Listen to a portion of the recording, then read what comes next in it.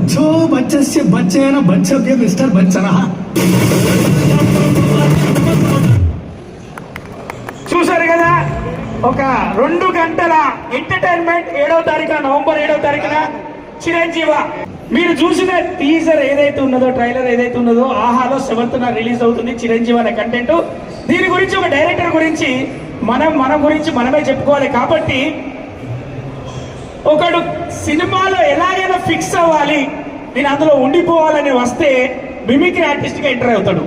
అక్కడి నుంచి అలా అలా మిమిక్రీ నేర్చుకున్న తర్వాత ఇంకేదో చేయాలన్న తపనతోటి యాంకర్ అవుతాడు.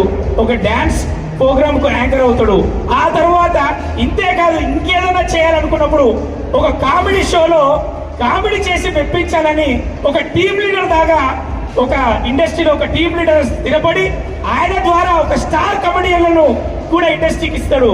ఆ తర్వాత ఇంకేదో చేయాలి, నేను ఈ బుల్లితెర నుంచి వెండితెర వైపుకు వెళ్ళాలనుకున్నప్పుడు ఫ్లాష్ బ్యాక్ లోకి వెళ్తే నేను యాంకరింగ్ చేసేటప్పుడు, నేను మిమిక్రీ చేసేటప్పుడు, నేను గిన్నిస్ బుక్ రికార్డు ఒక రికార్డు తీసుకున్నప్పుడే సినిమాలు చేసిన ప్రభాస్ గారు సరసన ఈశ్వర్ అనే సినిమాలో ఓ క్యారెక్టర్ ఆర్టిస్ట్ చేసిన, దీన్ని క్యారెక్టర్ పెంచుకుంటూ నేను ఇంకేదో చేయాలనుకున్నప్పుడు ఒక అసిస్టెంట్ డైరెక్టర్ గా సినిమాను ఎలా తీస్తారు, సినిమాను ఎలా చేస్తారనే ప్రావీణ్యం కోసం నేర్చుకుంటూ అలా ఒక కామెడీ షో మెగాస్టార్ చిరంజీవి గారు చేసిన మీలో కోటీశ్వరుడు అనే షోకి ఒక మంచి కంటెంట్ రైటర్ గా ఎంటర్ అవుతాడు.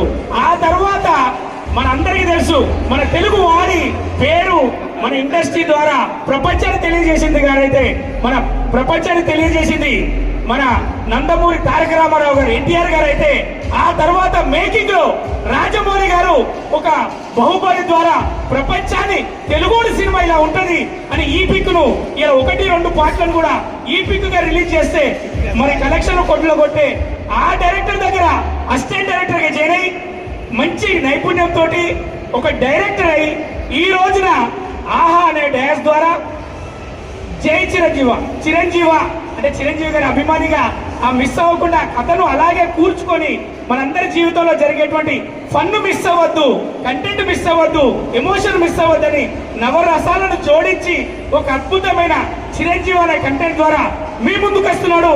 మీ అందరికీ తెలుసు, మా అందరికీ తెలిసిన అదే అభిన్న ఇప్పుడు అభినయ్ కృష్ణగా డైరెక్టర్ గా మీ ముందుకు రాబోతున్నాడు. ఒకసారి గట్టిగా చప్పట్లు కొట్టాల్సిందిగా మనస్ఫూర్తిగా కోరుకుంటున్నాను.